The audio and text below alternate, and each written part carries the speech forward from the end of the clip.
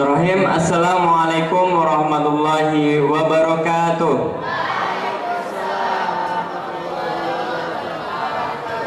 Alhamdulillahirrabbilalamin. Saya bangga sekali bisa berada di tengah-tengah kalian semua pada kesempatan malam hari ini pada acara Public Lecture University Resident Universitas Muhammadiyah Yogyakarta dengan tema Kiat Sukses Entrepreneur Produk Indonesia yang Mendunia bersama Haji Irwan Suryanto, owner pabrik bola Triple S. Perkenalkan terlebih dahulu, nama saya Rudianto. Di sini saya akan menjadi pemandu acara pada malam hari ini. Sebelum saya memperkenalkan pembicara yang ada di sebelah saya, perkenankanlah saya terlebih dahulu membacakan fakta tentang beliau dan juga bisnisnya yang sudah berjalan kurang lebih 17 tahun ini. Ini Bapak. Ini tadi saya cari di internet, jadi mohon kalau misalkan ada kesalahan atau misalkan ada kekeliruan, mohon bisa untuk dibenarkan. Siapa menyangka dari kota yang berada di kaki Gunung Ciremai ini bola kaki kualitas dunia dihasilkan. Si kulit bundar yang dihasilkan putra-putri Majalengka ini bahkan digunakan pesepak bola internasional dalam ajang bergengsi Piala Dunia. Adalah Irwan Suryanto, Direktur PT Sinjaraga Santika Sport, sosok yang berada di belakang prestasi tersebut. Namun menggapai sukses bukan hal mudah yang dapat diraih dalam waktu singkat. Butuh proses panjang dan ketangguhan dalam menghadapi berbagai tantangan. Nama Irwan kini tidak asing lagi di dunia bisnis, khususnya dalam bisnis peralatan olahraga. Usahanya kini sudah berjalan kurang lebih 17 tahun. Banyak sekali prestasi-prestasi yang telah ditorehkan, diantaranya kualitas produksi bola, mendapat lisensi internasional dari FIFA dan menjadi yang pertama di Indonesia yang mendapatkan lisensi tersebut. Menjadi pemasok bola pada ajang-ajang sepak bola besar seperti Piala Dunia tahun 1998 di Prancis, tahun 2002 di Korea Jepang, tahun 2006 di Jerman, 2010 di Afrika Selatan, dan 2014 di Brasil pada tahun kali ini. Beliau ini pernah mendapatkan apresiasi dari 5 presiden, benar Bapak? Namun di balik itu semua ada perjuangan keras yang telah dilaluinya. Dan pada kesempatan pada malam hari ini beliau akan bercerita tentang kisahnya beliau selama 17 tahun membangun bisnisnya sehingga bisa tembus di ajang internasional. Kita sambut Bapak Irwan Suryanto. Monggo Bapak.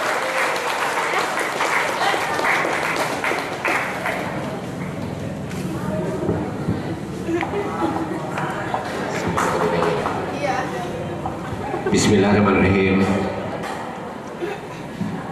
Yang terhormat Bapak Direktur Unires, Ustadz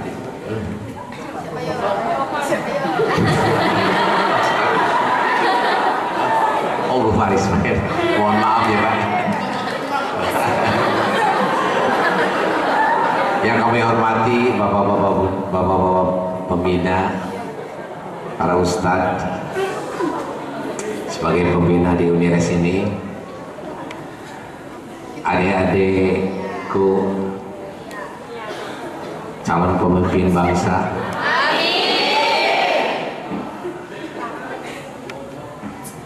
Assalamualaikum warahmatullahi wabarakatuh.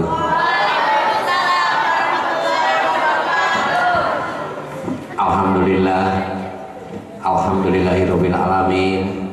Kita panjatkan puji syukur kepada Allah Subhanahu wa taala bahwa pada hari ini kita masih diberi nikmat iman, Islam, dan nikmat sehat sehingga kita bisa berkumpul di Yogyakarta ini dalam rangka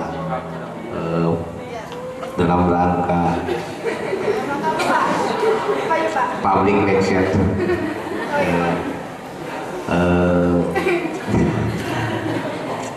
Jadi sekalian mohon maaf ya, saya tadi di hadapan pembawa acara saya merasa minder begitu Inggrisnya begitu lancar, begitu ini.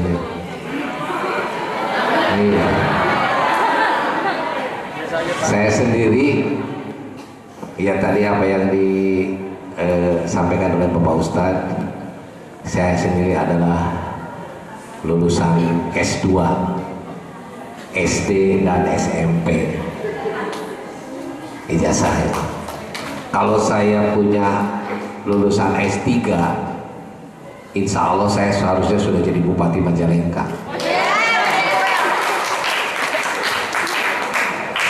Jadi sekali lagi ini mohon maaf, di dalam Islam ada tidak baik untuk menyombongkan pribadi, tidak ada maksud ini.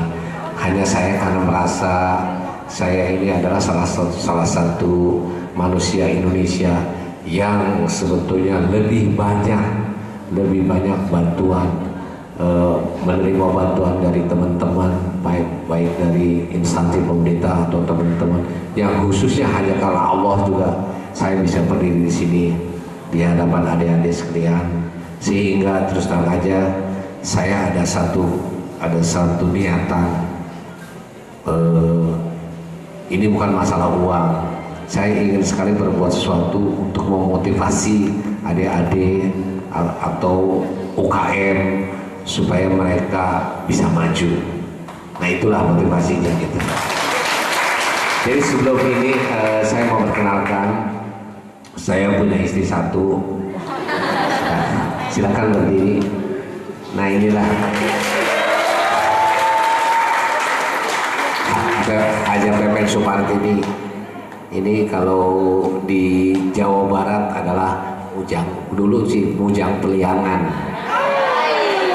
Jadi saya lahir di Majalengka, nah beliau ini adalah di Bandung. Bayangkan orang kampung bisa punya jodoh orang Bandung, gaya kan itu kan? Nah itu. Saya punya anak 3, 2 putri.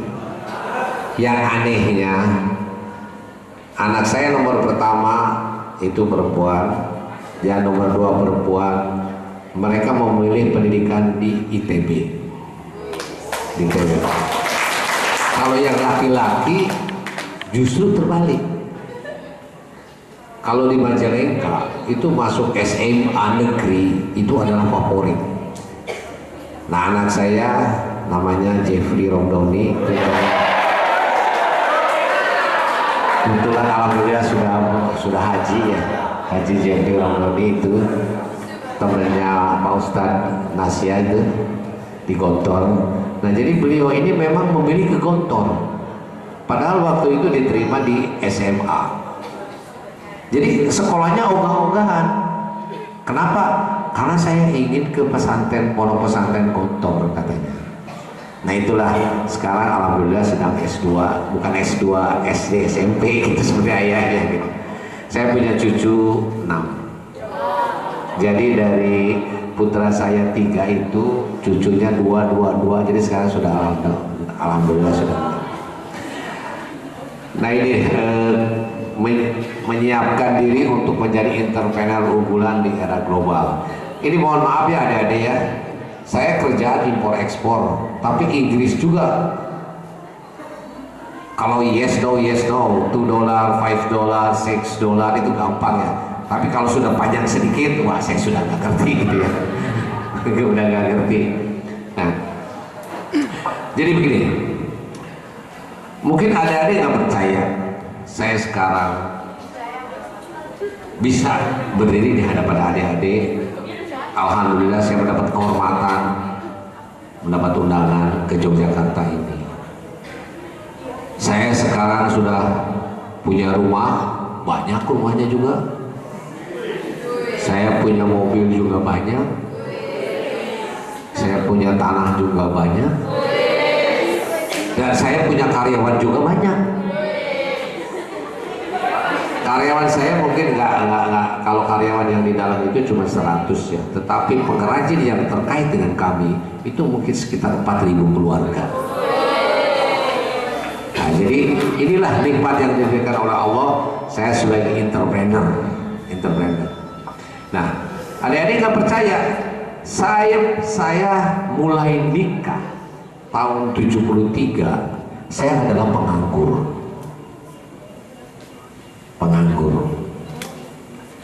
Setelah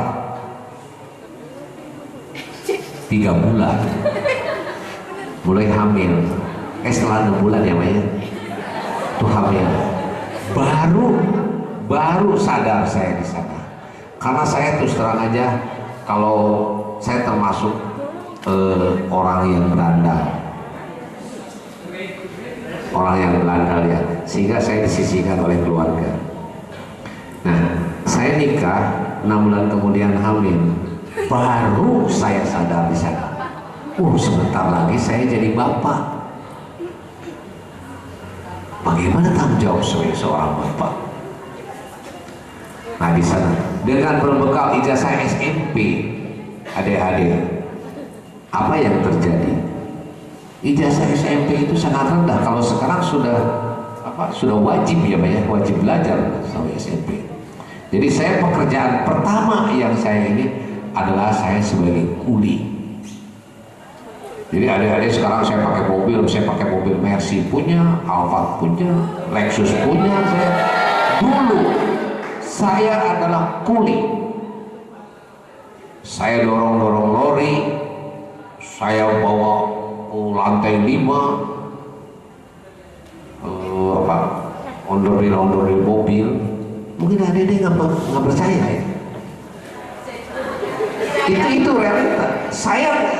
Saya tidak memungkiri dan saya bangga.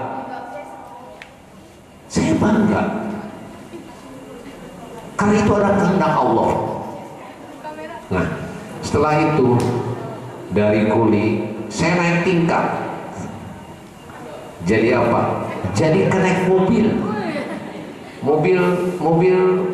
angkutan kota, antar kota.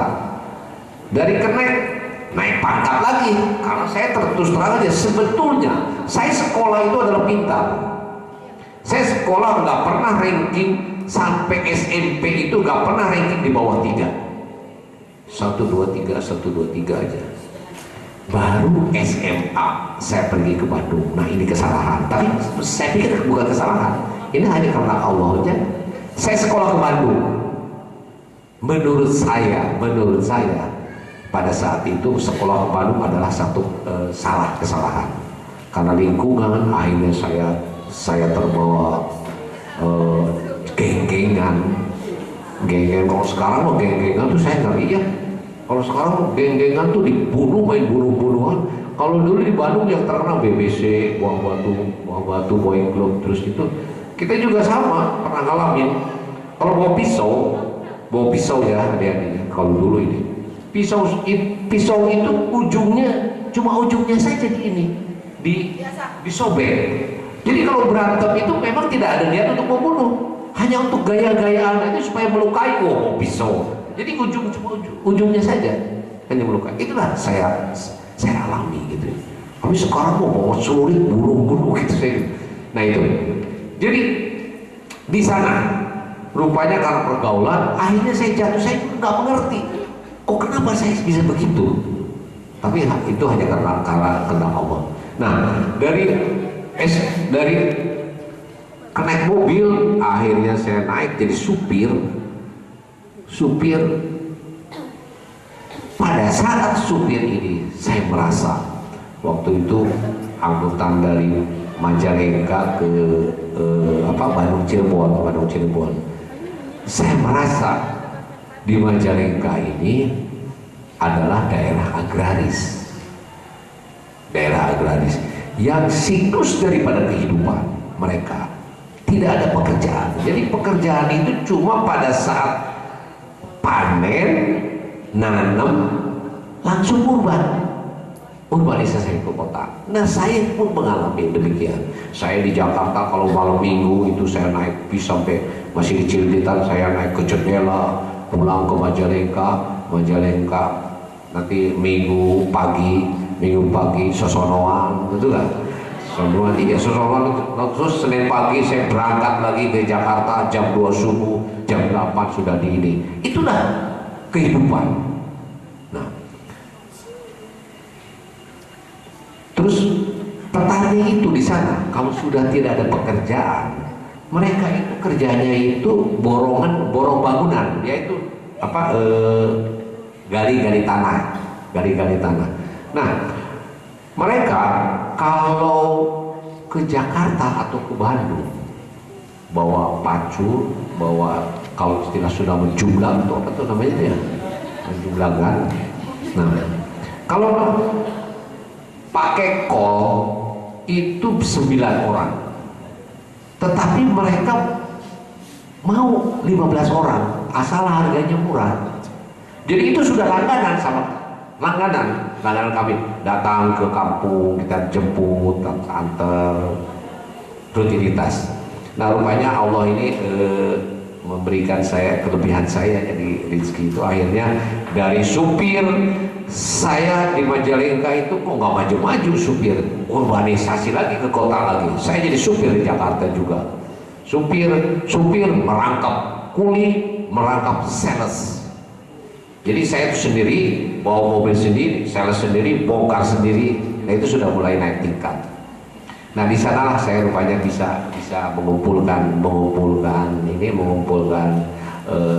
rezeki. Akhirnya saya pulang lagi ke Majalengka, mulailah saya membuka toko kelontongan. Toko berkembang. Kebetulan toko olahraga. Saya adik-adik mungkin yang meskipun saya kelihatan pendek begini, saya adalah senang olahraga. Saya senang sekali olahraga. Yang tidak kami senangi adalah pemain sepak bola. Karena saya bodoh sepak bolanya. Kalau yang lain-lain senang, saya tenis lapangan saya juara. Di pramuka saya juga. Pokoknya saya mah nomor 1 aja lah. Kalau mau 1, 2, 3, 1, 2, 3 itu waktu SMP itu. Nah, jadi maju, akhirnya olahraga yang paling saya gemari adalah tenis lapangan. Tenis lapangan, kalau saya bekerja itu ya, meskipun SMP, saya betul-betul serius. Saya biasanya kalau mengerjakan satu pekerjaan, saya dulu waktu SMA kelas 1, saya hanya sampai kelas 1. Dulu ada ilmu ruang ya Pak ya, analitik dulu itu. Satu soal, saya pernah mecahkan itu satu soal sampai jam 4 pagi, nggak tidur. Kulit, akhirnya bisa. Saya biasanya kalau pekerjaan sampai akhir tuh betul-betul serius.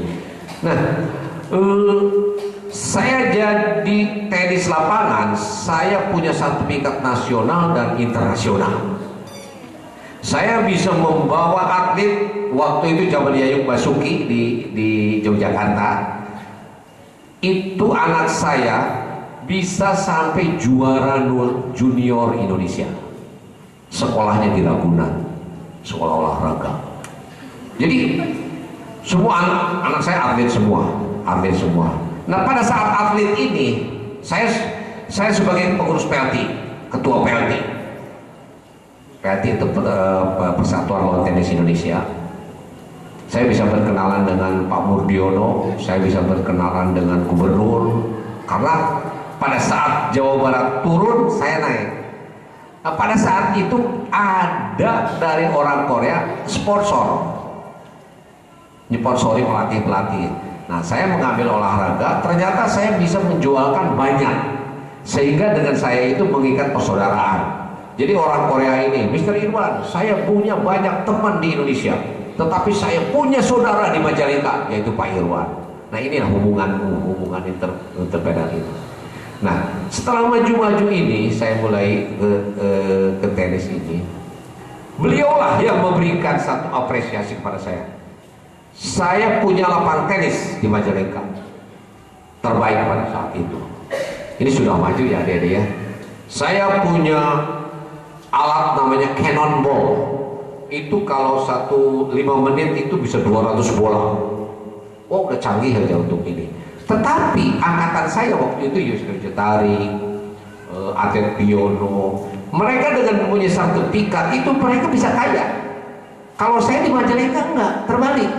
saya punya lapang tenisnya, saya punya satu pikatnya, saya punya, kalaupun main itu saya bayar, menyediakan bolanya, menyediakan airnya, menyediakan bayar pemungut bolanya, semua diborong sama saya. Nah rupanya orang Korea ini memberikan apresiasi kepada saya. Mister Irwan, kalau you mau bantu masyarakat Majalengka, you bikin pabrik bola yang standar internasional. Karena apa? Pada saat 94 itu kebutuhan bola sepak di dunia berdasarkan rekomendasi FIFA adalah 150.000 per hari. Sekarang sudah 250.000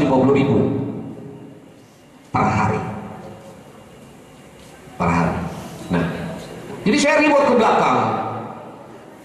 Beliau bilang 5.000 tenaga kerja masih kecil dibandingkan dengan kebutuhan dunia.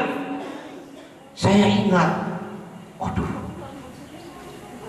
kalau saya bisa memberikan lapangan pekerjaan kepada masyarakat Majalengka 5.000 keluarga, alhamdulillah saya bilang. Karena apa? Karena kebahagiaan di dalam keluarga adalah bersatu. Betul nggak? Punya istri, punya suami, punya putra, tetapi bersatu di dalam satu di rumah. Tetapi orang Majalengka itu mereka itu urban. Kalaupun bersatu, kalau syaratnya, kalau mereka tidak mampu, apa yang harus dimakan, apa yang harus kebutuhan, betul nggak? Jadi mereka sangat terpaksa urbanisasi ke kota. Nah itulah yang memotivasi saya membuat pabrik bola. Bayangkan, berdasarkan hasil BPS pada sensus tahun 93, Majalengka itu adalah daerah IDT terbesar di Jawa Barat dulu. Silakan lanjut. Nah inilah kebutuhan bola dunia pada saat itu 150.000. Sekarang 250.000 per hari. Karena apa? Karena Amerika Serikat. Kalau di Amerika Serikat yang terkenal itu bukan bola sepak, adalah American football. Suduk-sudukan itu kan Pak. Nah sekarang berkembang. Demikian pun Australia sekarang sudah berkembang. Jadi kebutuhan itu 250.000 per hari. Saya mungkin untuk bola jahit adalah terbesar di Indonesia. Kapasitas saya 100.000. Saya nanya 100.000 per apa adek? Salah, per bulan.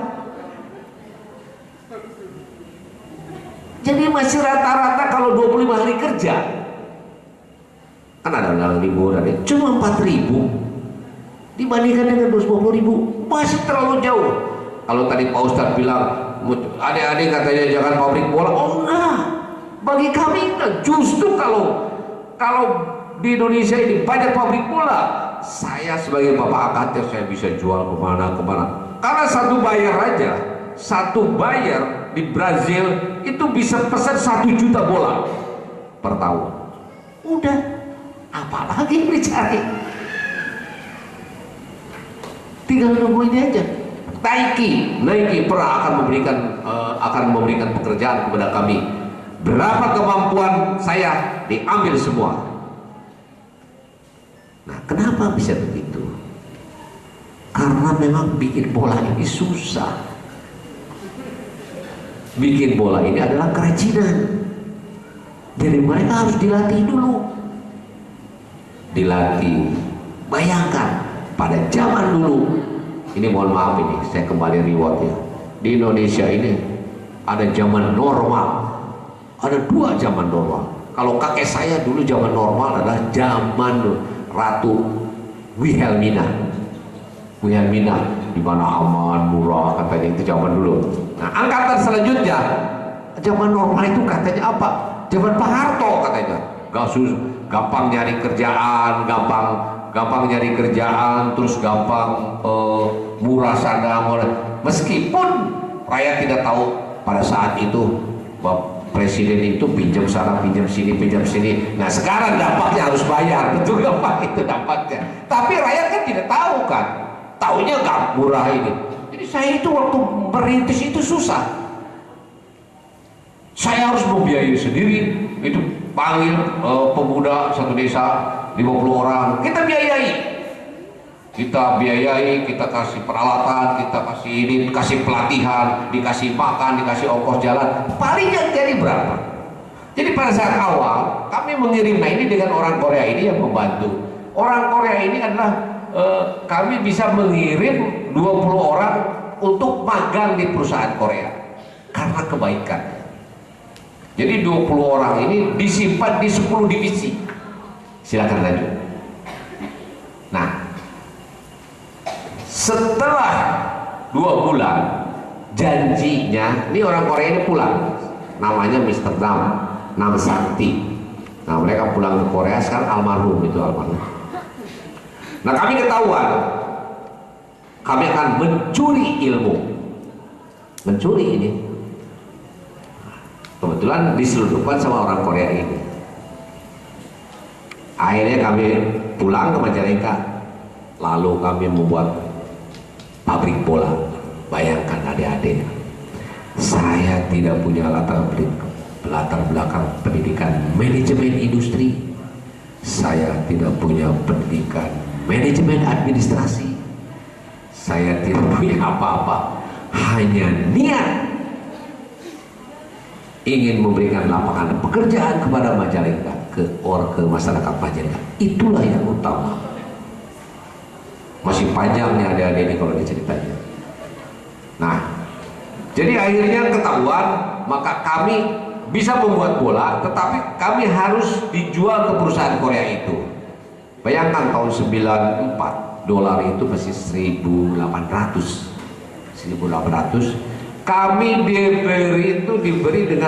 diberi kualitas yang paling rendah, itu 4 dolar. 4 dolar 1.800 berarti sekitar 8.000, 7.200. Kami hanya diberi untung 200 rupiah, grade A. Apa yang terjadi? Dalam kurun 2 tahun, saya waktu itu pinjam ke BRI 300 juta. Saya alhamdulillah sampai sekarang pun saya adalah di Majalengka adalah pemegang kredit terbesar. Banknya nawarin aja. Bank itu nawarin terus sama saya, Pak Irwan mau tambah. Kadang-kadang sedih ya. Nggak sedih ini keadilan itu Pak Ustadz. Kadang-kadang tidak adil. Di mana orang mencari uang 10 juta setengah mati, harus ini kredit 25 juta, wah ekonominya juga ini nih. Saya tiap hari ini di SMS saja untuk kredit 1 miliar tanpa jaminan sampai pusing saya. Pak, kredit tanpa jaminan. Aduh, saya bilang enggak, saya nggak butuh uang, saya banyak uang, saking pusingnya. Karena itu kayak itu karena kepercayaan. Akhirnya rupanya tidak bertahan lama, karena untungnya cuma 200, grade A. Jadi apa yang terjadi? Saya pinjam 300 juta waktu itu, dolar 1.800, hampir 200.000 US dollar. 2.200 US dollar sekarang berapa? Udah 2 M setengah, 2, sekian. Jadi dulu tuh besar. Silakan lanjut. Nah, inilah saya terus terang aja usaha hanya karena Allah semata-mata. Saya merasa yakin kalau umat berbuat untuk kemaslahatan umat, Allah tidak akan menyanyiakan kita. Itu nomor 1. Ini ceritanya ini Pak. Saya bukan, nah ini ceritanya supaya adik-adik ini. Jadi setelah itu saya rugi dari 300 juta tahun 96. Itu saya sudah rugi 200 juta. Saya putus asa. Aduh, kenapa ini ya? Kenapa kok saya ini kok rugi? Orang lain kalau ekspor itu katanya untung ya. Di dalam keputusasaan. Ya Allah, saya bilang gimana nih? Saya pinjam uang saya habis semua sama orang Korea. Udahlah sama istri saya ini, mah daripada uang ini habis sama orang Korea, udah kita pergi haji aja ya, Mah ya. Gitu. Saya setuju. Ya udahlah, pergi haji aja daripada habis sama perusahaan Korea. Saya bilang berangkat haji pun saya kena apa tuh,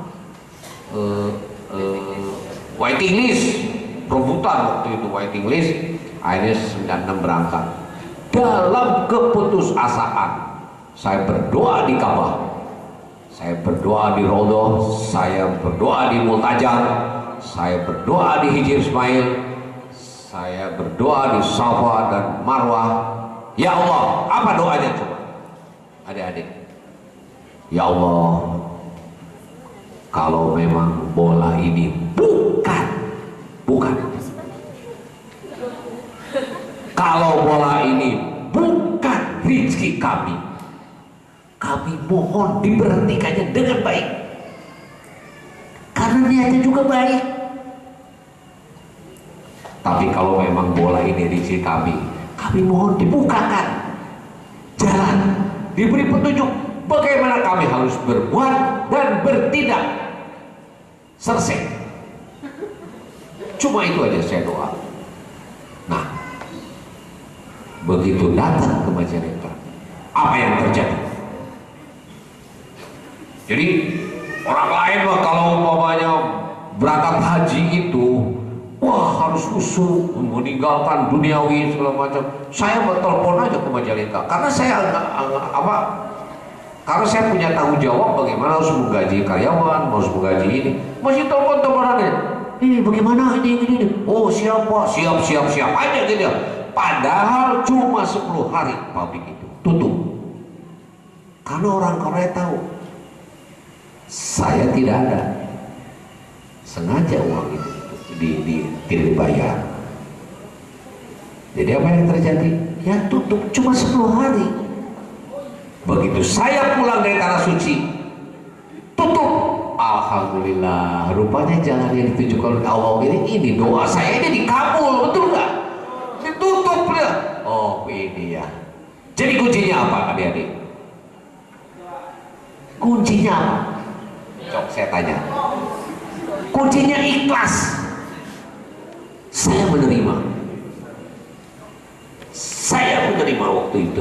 Oh ini, bayangkan adik-adik, saya alhamdulillah saya berangkat haji sudah 3 kali, umroh sudah banyak ya, sudah. Nah ini, apa yang terjadi? Udah, oh ini jangan yang ditunjukkan oleh Allah, doa saya dikabul, ya sudah, saya terima. Karyawan, pengrajin datang ke kami, Pak, nah kita coba lagi Pak lah. Bayangkan adik-adik ya, kalau berangkat hajinya sekarang mah hajinya juga saya milihnya juga haji plusnya gitu, plus itu mah. Dulu mah haji reguler. Kalau haji reguler di kampung, waduh, saya berangkat haji sama saya kan ikhwan saya kan banyak ketua MUI, ustaz, wah banyak, semua diiring-iringkan. Wah udahlah, sholat apa ini mungkin ada juga tahu kan, betul nggak? Kalau berangkat di kampung, nah itu nikmatnya. ONH reguler itu ya. Waduh, abri, ya udah. Bayangkan adik-adik, begitu pulang saya bangkrut, apa yang terjadi? Kalau saya tidak ikhlas, mungkin saya sudah begini. Hah?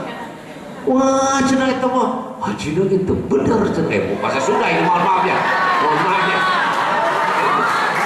Wah itu mah hajinya juga nggak bener katanya, mungkin haram apa segala macam gini. Coba. Mungkin kalau saya nggak ikhlas, saya ngumpet aja atau kabur kemana ya. Tapi saya terima, karena saya merasa yakin ini jalan yang ditunjukkan oleh Allah. Ya, saya terima. Nah, tapi karyawan terus karyawan terus pengrajin datang, Pak, udahlah kita kan bahan masih ada, kita mulai lagi sedikit. Nah itulah. Jadi waktu pulang haji itu baru 3 hari. Kalau di kampung itu pulang haji itu tidak boleh meninggalkan rumah selama 40 hari katanya. Saya juga nggak ngerti dari mana. Karena apa? Karena haji ini didampingi oleh 40 bidadari. Tiap hari pulang satu-satu. Nggak ngerti juga saya itu. Nggak ngerti juga 4 hari itu. 40. Setelah ini kita hikmahnya, oh maksudnya bukan itu.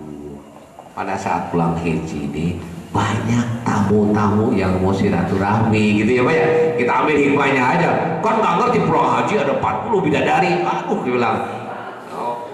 Nah itu, saya baru 3 hari, saya datang ke orang Korea. Jus pasea, udah bertengkar. Saya marah waktu itu sama orang Korea. Mister Pak ya. Mister Pak, kenapa you nggak bayar? Ribut waktu itu. Saya pikir udah selesai. Timbul keberanian. Saya dulu nggak berani. Kenapa? Karena yang terkait dengan kami sudah 500 keluarga di Majalengka.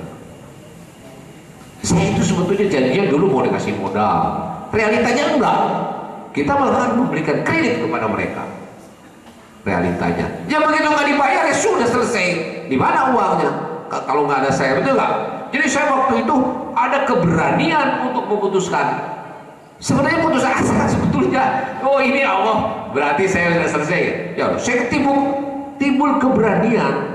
Jadi rupanya Allah ini sengaja supaya timbul keberanian saya untuk memutuskan dengan orang Korea ini. Saya putus. Oke, kalau you bilang begitu, mulai saat ini selesai kita kerjasama. Ya, saya pikir selesai. Nah, ternyata pengrajin datang, Pak, udah Pak, gini. Nah, mulailah saya di sana. Sedikit-sedikit. Pakai motor ke Jakarta, nawarin kiri kanan, betul gak? Nah, jadi pada saat itu Allah itu memberikan, kalau kita tidak ikhlas, sepertinya jalan itu adalah terburuk, padahal itu jalan itu adalah terbaik. Teman-teman saya yang dengan orang Korea itu kerjasama sampai sekarang pun biasa-biasa saja. Saya mau lompatannya udah berapa ratus kali mungkin daripada mereka. Jadi supaya Allah ini memberikan keberanian saya untuk memutuskan. Sejak itu kalau umpamanya sekarang sudah titik nadir, sudah di bawah, tidak ada lagi yang lebih bawah. Apa yang terjadi? Grafik itu paling rata atau naik, betul nggak Pak? Tinggal dengan penuh keyakinan naiklah sedikit. Ini kalau diceritakan itu panjang adik-adik ini. Pokoknya ya saya maju aja terus maju. Terakhir ini saya diajak sama ada misi dagang ke Belanda yang dipimpin oleh almarhum Harrison Field. Waktu itu Fauji Bowo juga masih kepala pariwisata, Kwekiandi masih pengamat ekonomi. Kami bersama dengan Sri Bintang Pamungkas yang akhirnya ditangkap itu ya Mas, yang dihukum. Nah itu tuh waktu itu kami. Nah di sana kami pameran, kami dapat bantuan kredit 0%, dapat bantuan. Itu one on one meeting, gaya one on one meeting. Kalau one on one meeting, bayangkan Pak, saya nggak bisa bahasa Inggris. Itu kalau pameran makan terbuka, siapa yang ada. Kalau one on one meeting itu sudah disiapkan bayarnya itu. Datang, waduh, yes no ya, yes no aja bisanya, yes no gitu ya, yes no $1, $5 gitu loh. Nah giliran panjang bicaranya langsung saya minta tolong. Nah disinilah perlu kelincahan kita. Kita perlu membeli perlu kelincahan, kita perlu memanfaatkan situasi gitu ya. Nah akhirnya di sana saya ketemu buyer, Mr. Harry Romis. Dia ini pemegang license Piala Dunia di Perancis. Dia punya supermarket itu 200. Saya kalau bicara udah pokoknya kalau serius langsung bagi-bagikan aja, bagi-bagikan. Kita sudah nggak mikirkan. Kalau kami rombongan Jawa Barat, kami ngatur umroh ya Pak ya. Umroh dari Belanda, terus umroh lagi ke sini. Nah rupanya bola kami itu baik. Pada saat kami memberikan bola ini ke Mr. Heri Romis ini, dinilai baik. Langsung komunikasi waktu itu. Saya mau pesan, tapi persyaratannya juga susah sekali. Salah satunya adalah si imam. Coba lanjut ini. Nah ini si imam, saya lupa nomor ini yang bawa. Menerapkan standar si imam. Si imam ini adalah community unit. Jadi kalau negara-negara maju, mereka itu sudah ke lingkungan itu betul-betul sudah memerhatikan. Mereka tidak mau memberikan membayar, mengeluarkan uang, tetapi merusak lingkungan. Jadi uang yang dikeluarkan itu harus sebanding dengan kualitas dan ramah lingkungan. Kita nggak ngerti si imak dari mana. Kita ke Skopido juga nggak ada, ke ini juga nggak ada. Tapi ada lembaga. Waktu itu Ibu Sri Mulyani sebagai pembina di Astra, terus Ibu Rini Suwandi sebagai direktur utama Astra. Mereka memberikan pinjaman 0% 2 tahun. Dapatnya di mana? Di Itali. Nah inilah yang merubah ini. Akhirnya kami dapat sertifikat dari Itali.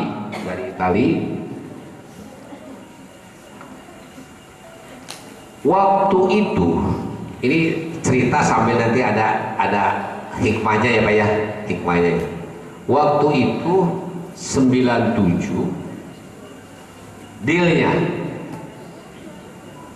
tetapi ordernya 98. 98 dolar pada saat itu 2.500 ya, 2.500 dolar waktu itu. Nah, saya jual 8 dolar. Waduh, untungnya udah seneng banget. Besar sekali. 8 dolar. Dijual di Perancis itu 80 euro. Wah, udah berlipat ganda gitu kan ya. Saya 8 dolar aja sudah ini. Saya minta dibayar sama dolar. Waktu itu keadaan ekonomi Indonesia lagi turun. Katanya dolar susah di Indonesia.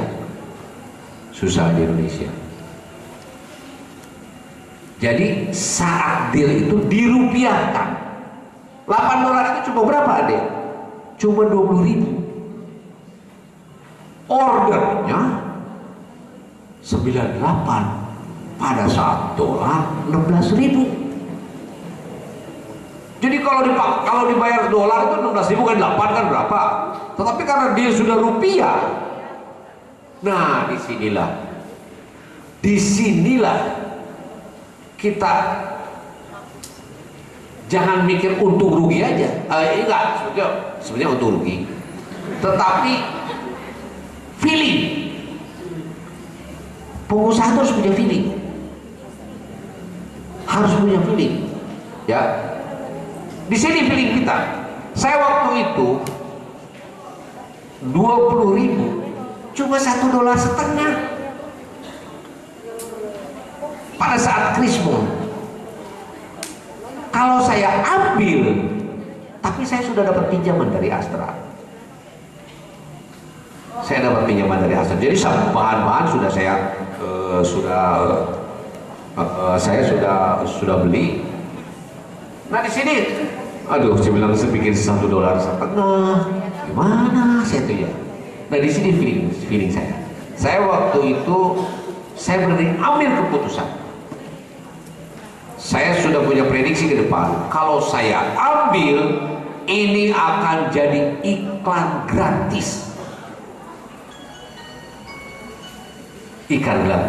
Kalau saya ambil rugi saat itu. Tetapi ini akan jadi iklan gratis. Kalau saya tidak ambil, mungkin saya tidak bisa berdiri sekarang dengan adik-adik di sini. Nah ini mungkin petunjuk dari Allah. Akhirnya saya ambil. Apa yang terjadi? Waktu itu ada kunjungan Menteri Agama ke Pasantren Santi Asromo, Pasantren Perjuangan, Bung Hatta pernah ke sana, Maramis pernah ke sana juga. Nah, kami santri-santri sana ada membuat bola. Pada saat kunjungan ke sana, Menteri Agama Tarmizi Taher, almarhum Tarmizi Taher, datang ke sana. Jadi yang meliput TV bukan TV Indonesia, tapi TV 3 dari Malaysia. Wah, diliput, wah bikin Piala Dunia, katanya ini di sini, wah mulai. Setelah itu apa yang datang? TV NHK Jepang datang. Setelah NHK semua TV, wah TV, koran, di majalah. Adik-adik bisa buka di internet itu TV. Nah itu target saya masuk. Itulah yang merubah kami. Jadi pengusaha ini harus punya feeling apa yang bisa diambil. Jadi kalau Napoleon bilang ambillah kesempatan pertama, karena belum tentu ada kesempatan kedua. Kalau sekarang apa yang terjadi? Kesempatan ini datang bertubi-tubi sekarang. Contohnya bola ini kalau tahun genap sekarang Piala Dunia, wah ordernya udahlah nggak ketahan, ordernya nggak ketahan karena bikinnya susah. Nanti 2016 ada Piala Eropa, nanti ada ini lagi, ada pemilu presiden. Bayangkan adik-adik, saya kadang-kadang sedih ya, calon DPR mengeluarkan uang gitu ya. Nah, contoh aja Prabowo pesan nama saya 15.000. SBY kemarin datang pesan nama saya 20.000. Jadi mereka yang berantemnya, saya yang dapat untung.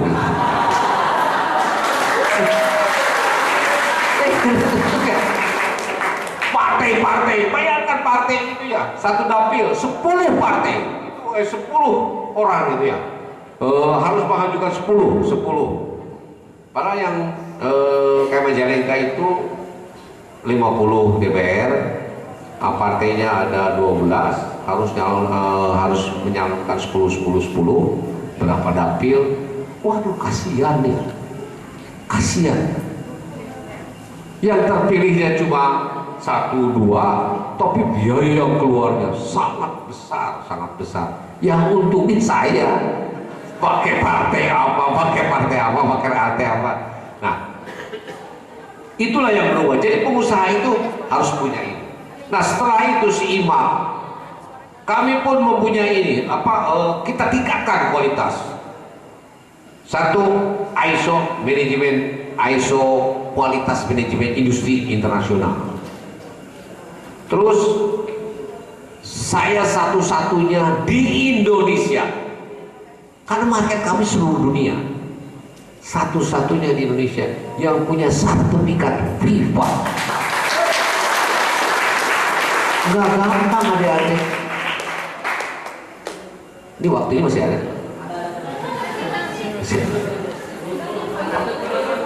Panjang ya deh. Nah, FIFA ini salah satunya nih ya. Pertama, syarat kualitas A, B, C, D, F, G, gini. Setelah kualitas, administrasi harus diantaranya harus mengikuti peraturan pemerintah, harus ramah lingkungan, harus peduli kepada karyawan. Wah, udah macam-macam ini. Terus, nah, jadi yang terakhir apa? Harus bayar royalti. Saya lupa, harusnya kalau seminar atau menjadi pembicara itu harus bawa bola ya. Saya hanya bawa. Nah itu, saya terapkan ISO lingkungan. Jadi kami di Majalengka, meskipun di kampung, alhamdulillah Alhamdulillah. Hanya 10 di dunia yang perusahaan pemegang merek dan punya pabrik. Hanya 10. Silakan. Nah inilah salah satu alur produksi kami. Jadi ISO ini ada 9 quality control. 9 quality control. Silakan terus. Nah, adik-adik, saya sekarang sebetulnya harus sudah pensiun ya. Alhamdulillah direkturnya anak saya, komisaris pun udah enggak saya tadi S2, jabatan saya Ketua Umum Asosiasi Industri Olahraga Nasional Indonesia, Ketua APindo, Ketua wah udah panjang. Amerika Latin Indonesia Exporting Club. Saya pernah ke Argentina, disuruh pidato bahasa Inggris. Waduh, coba pidato bahasa Inggris. Saya mewakili UKM waktu itu. Hikmah dari bola ini, adik-adik. Sekarang ini bola hanya merupakan sebagian kecil dari usaha saya. Saya maju dari bola. Sekarang bola itu hanya 10% dari bisnis saya. Artinya kalau dulu saya itu 10 tahun kerja bola, saya tahun 94. Sekarang 10 tahun itu cuma 1 tahun kerja. Alhamdulillah. Jadi sekali lagi, kuncinya yang apa?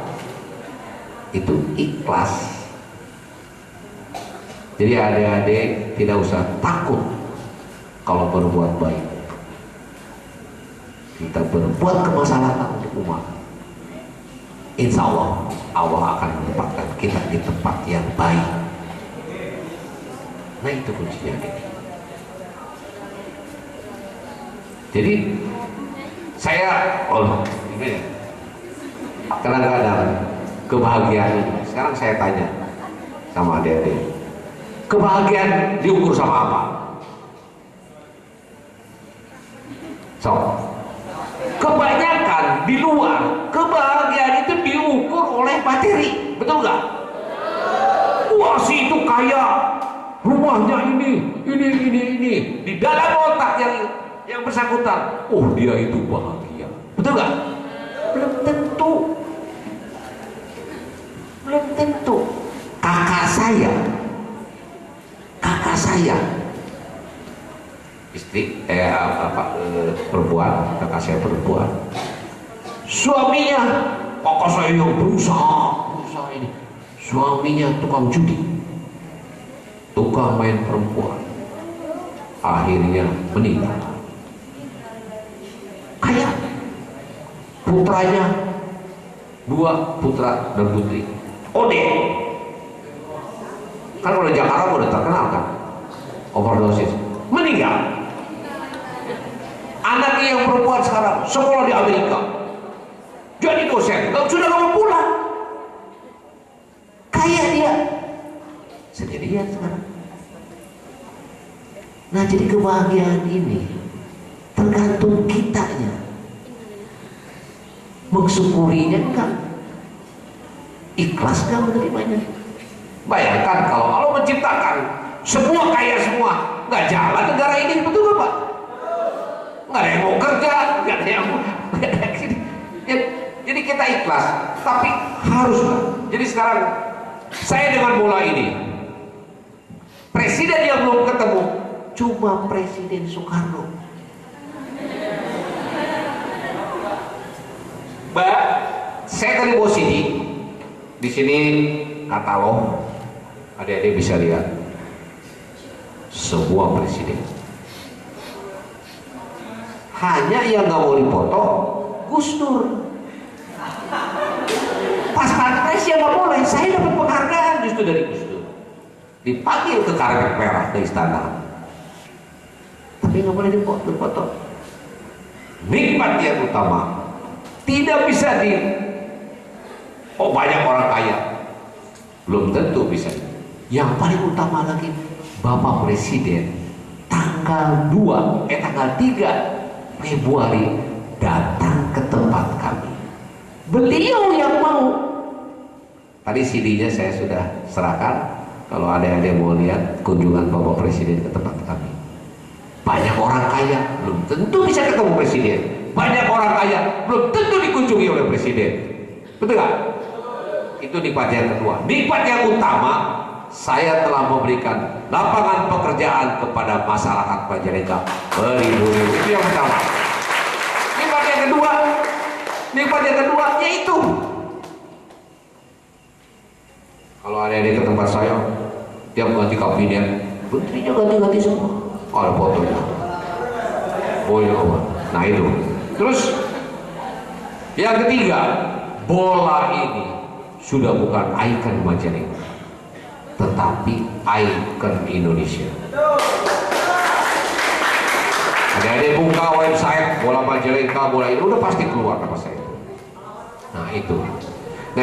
Nah sekarang kuncinya jadi ya, entrepreneur unggulan. Ini mah bukan ilmu, ini mah saya hanya sekarang alhamdulillah menantu saya ya anak saya juga tadi kan ada S2 ada di ITB, menantu saya juga dari Unpad cum laude di bagian akunting. Wah sekarang udah gampang. Nah ini sekarang entrepreneur, kunci daripada entrepreneur unggul satu, sekarang kalau adik-adik mau bekerja mau apa-apa, kalau tidak ada niat, kalau adik-adik mau banyak